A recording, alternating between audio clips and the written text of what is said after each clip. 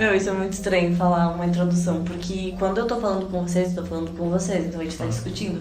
Mas quando eu vou dar oi, eu dou um oi pra um público que não tá aqui. Sim. Isso é extremamente estranho. E isso é o melhor início de podcast, já abrindo assim já.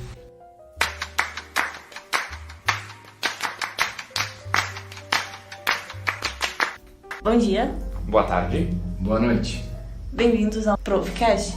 Eu tô aqui com o meu amigo Matheus Castilhos, Olá, professor olá. de música, e com mais um professor de música, Jean Ramos. Olá, olá.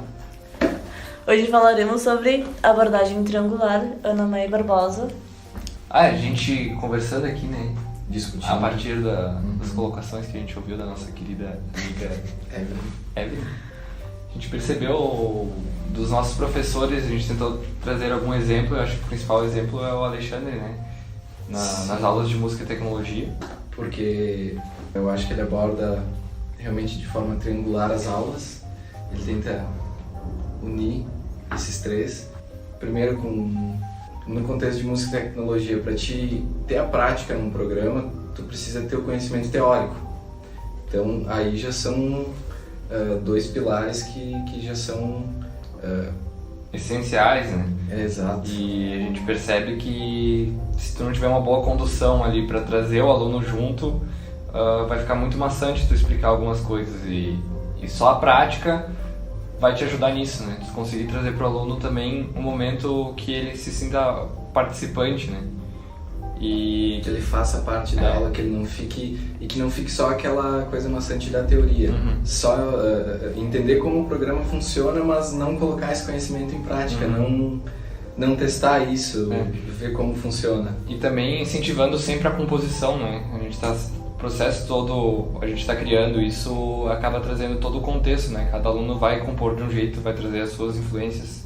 E por isso, né? Acho que principalmente. E é interessante porque ele até trabalha essa parte de composição de forma mais livre, de forma mais limitada, estabelecendo como deve ser essa composição, e isso já te coloca no contexto do que talvez tu vai ter que fazer futuramente, de produção, de criação, que às vezes tu não tem essa abordagem tão livre, tu vai ter que seguir algum modelo, seguir algo já pré-existente.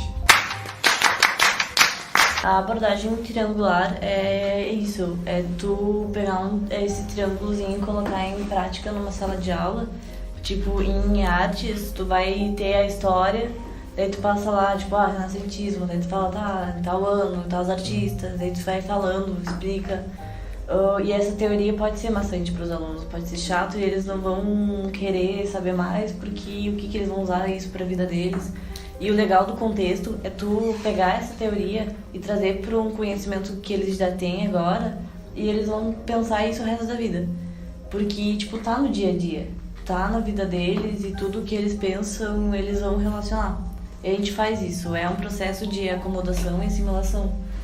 Que aí primeiro a gente... Não é primeiro porque é tudo junto.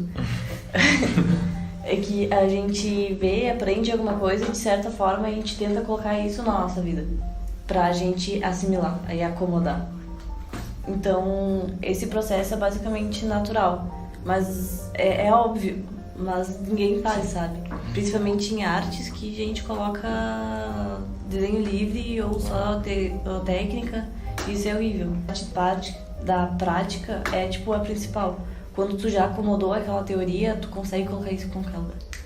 E como é um processo triangular, ele também acontece tudo ao mesmo tempo, né? Senão ele defasa, né? Tu não consegue só vendo pro lado da composição, né? Se tu seguir só do lado técnico, não vai trazer o aluno junto, assim, por causa que ele não vai ter a capacidade de expressar aquilo que ele está querendo botar na criação dele.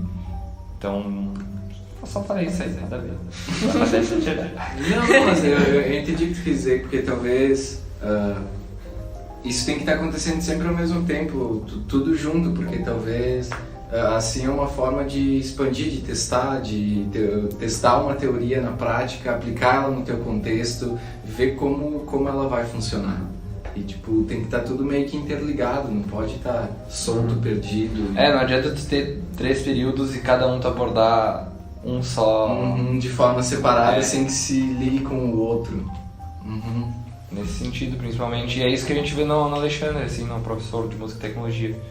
De conseguir conciliar um assunto que seria maçante com uma prática divertida, ainda assim trazendo o contexto do aluno na criação, na composição, que o aluno faça parte do processo, tanto aprendendo como ensinando. Eu acho extremamente importante para um professor, para um futuro professor como nós aqui, que para saber esse tipo de metodologia, porque a gente entra em pânico quando entra numa sala de aula, a gente fica, meu Deus, o que eu vou passar para esses alunos, ou será que eles vão gostar, o que eles vão levar para a vida? E a gente tem esse objetivo, né, de o que eu vou ensinar, eles vão futuramente pensar sobre isso, vão pensar em mim, vão começar a fazer a diferença. E é muito legal saber dessas teorias, porque quando tu coloca elas em prática, tu começa a perceber no que os alunos gostam, no que os alunos detestam, que normalmente eles detestam tudo. Acontece também. Não nego também odiava. Mas assim, todo mundo acha que a vida de professor é fácil, né? Não. Mas assim, tem muita teoria acima disso. E tu olha pra isso e vê, é óbvio, né? Tem que ter teoria, contexto e prática. É óbvio, todo mundo sabe disso. Não, ninguém sabe disso, gente. Não é assim. Não, um exemplo é... Agora eu tô fazendo os estágios e eu observo isso também, né? As minhas primeiras aulas, eu sentia que eu precisava esclarecer muitas coisas, né? Como eu vou estar dando aula de música, os alunos nunca tiveram contato com isso, então no primeiro momento é só esclarecimento, né? A gente tem que conversar mesmo com o aluno, entender o que ele imagina que é uma aula de música, né? E só depois eu consegui iniciar a parte teórica, o processo foi se encaminhando para a parte teórica, e agora a gente está conseguindo praticar de fato, né? A gente toda aula a gente tentava manter essas 3 bases, mas é só agora que a gente está podendo entender como cada processo funcionou. Que se eu não conhecesse os meus alunos, a forma como eu abordaria as práticas não funcionariam, entende? Então é isso, eu acho que enquanto professor tu tem que estar muito atento nesse sentido de olhar ao teu redor, olhar teus alunos e entender por que aquilo não está funcionando, né? Isso é o contexto. E fazer o aluno entender também por que aquilo não está funcionando, que isso é o maior desafio, né? Quando o aluno entende por que ele não gosta daquilo, o processo se facilita, porque ambos vão entender por onde seguir, né? Só que muitas vezes a gente passa a vida toda não entendendo por que a gente não gosta das coisas. Ou a gente não gostava de Bhaskara. Mas é quase aquilo do pensamento, tipo, de estimular o pensamento autônomo, né? Que ninguém mais estimula isso. Tipo, tu não reflete, tu não critica, tu simplesmente aceita tudo que tá imposto e que te propõe ali, tu simplesmente aceita, baixa a cabeça e é esse o que eu vou aceitar. E era isso. E eu acho que isso é uma das coisas mais difíceis como professor, tu conseguir estimular isso no teu aluno. Eu até aproveitar, né, então a gente percebe assim que é muito difícil a reflexão, os alunos todo mundo né? Tem preguiça, eu acho. Não é nem a preguiça, mas se tu não se questiona o tempo todo, quando tu é questionado, tuas respostas estão muito fáceis, assim, sabe? Sim. Então, se tu falar para um aluno assim, mas por que tu gosta disso? Se ele nunca de fato se questionou isso, a resposta vai ser porque sim ou é? Sim. É porque eu gosto, é o que eu sinto, me dá prazer. Só que quando tu começa a trabalhar isso, tu vê o quão difícil é tu iniciar esse processo, né? Acho que todo mundo teve alguém que iniciou esse processo, né? Todo mundo vai ter uma lembrança de algum professor que te iniciou na reflexão, que te mostrou assim, olha, não é só isso. Não né? é bem... Porque assim não é resposta. Às vezes no Castelo Rá-Tim-Bum, O dia que alguém chegou e falou porque assim não é resposta, a gente teve que argumentar. E se tu não tem esse incentivo em nenhum momento no processo de aprendizado, ainda no ensino fundamental ou médio, é muito mais difícil, assim, porque a gente vê muita gente também na faculdade, tipo... Que não faz isso. Que as respostas já estão precisas, assim, as pessoas... Não tem como se definir, as respostas não podem estar certas, assim. E ainda mais quando se trata de um assunto meio subjetivo, assim, que tu não tem como definir com precisão tudo, não é uma área exata. Tipo, é um assunto que precisa ser pensado, que precisa ser refletido para te chegar a alguma resposta. E nem sempre essa resposta vai ser uma resposta conclusiva. Ela pode gerar outra coisa ainda para ti. Até todo o processo... As próprias aulas que a gente tem, né, no ensino médio fundamental, ela está sempre voltada para os nossos acertos e erros, né? Como se desse para resumir só isso.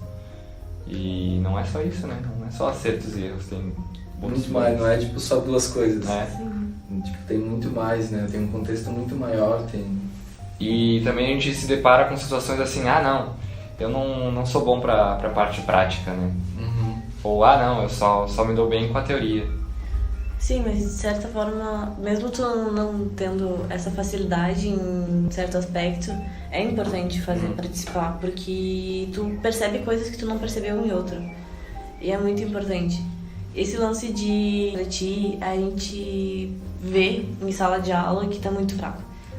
Mas eu acho muito importante, que acho que é tipo a função do professor de humanas, fazer os alunos refletirem em filosofia, sociologia, história, arte.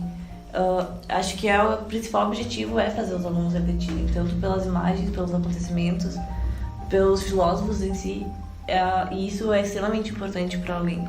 Quando eu fui na sala de aula e eu fazia perguntas para os alunos, tentar entender o que ela está passando sem eu explicar direto.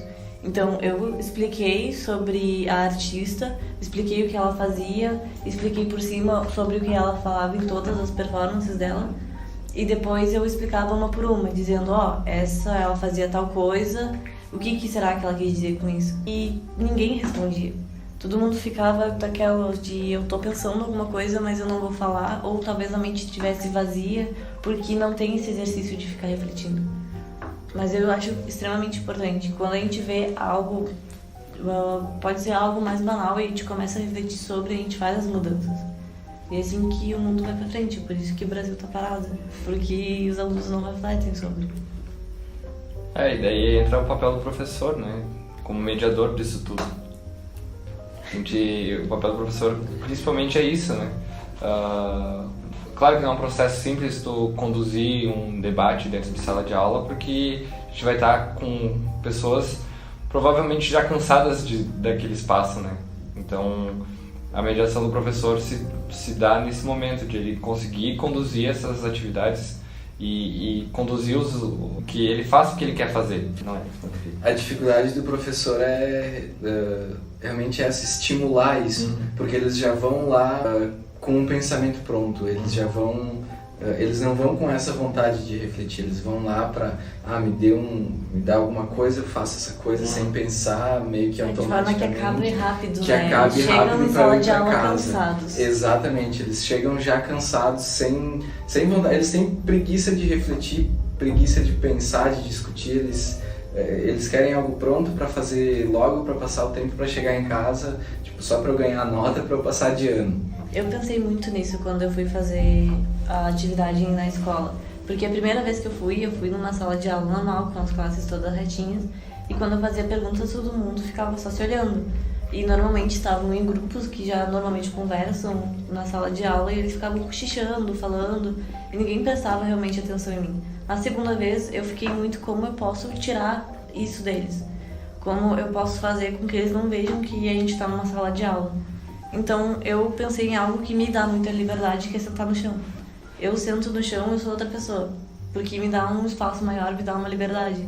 Então a primeira coisa que eu pedi para eles foram tirar as classes, sentar no chão, e eu sentei no chão com eles e mostrei que a sala de aula não é só tu sentar numa cadeira e fazer as coisas, é tu sentar no chão como numa roda de amigos e conversar. E foi isso que aconteceu. Pouca gente participou, mas teve mais participação do que na primeira. Isso é o papel do professor mediador mesmo, né? Tu podia seguir a vida toda ali do mesmo jeito, as classes retas, e passando ali, eles não iam pegar nada e ia passar só passar o conteúdo sem... Mas não, tu acabou escolhendo uma outra forma de mediar a aula, né? Sem provocar o aluno a nada, né? Se tu chega lá na frente...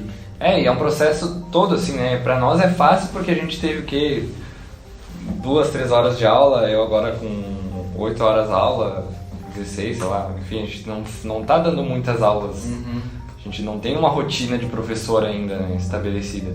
Então para nós é fácil dizer que a gente tem que inovar e tal, mas a gente sabe que não é fácil a vida do professor também lá no dia a dia, assim, né, os perrengues que passa por diversos motivos. Sim. Mas eu acho que aproveitar e já iniciar o processo pensando assim, né? Porque a gente está muito mais livre na vida acadêmica, né? A gente consegue aprimorar tantas coisas, assim, a gente consegue explorar tantos lados pessoais e profissionais. E chega na sala de aula e o maior medo nosso é ser os piores professores que a gente teve, né? E é só a gente não ser o que eles eram, assim. Tentar não ser, né? Pelo menos no início, enquanto a gente ainda tem energia e disposição. O mais legal de ver essas teorias é que tu vê o porquê tu odiava tal professor. Eu tinha uma professora que eu odiava e ela só passava teoria, texto.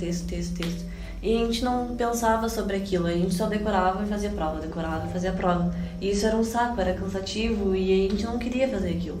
Ela podia fazer muita coisa. Hoje eu vejo que ela poderia expandir um campo pra gente que ia fazer a diferença na nossa vida. Mas ela escolheu não fazer, talvez cansada, não sei. O propósito dela de estar numa sala de aula e passar só teoria. Mas o legal da abordagem triangular é isso, que a gente percebe essa diferença. De só teoria não dá certo, só prática não dá certo, só contextualizar não dá certo. Tem que ter as 3 bases fundamentais. É isso, né? É isso. Ficou muito bom. Muito obrigada pela participação. Obrigado, pessoal. Adorei o convite. Chame nós Beijo, tchau. nos próximos episódios. Quero participar de todos.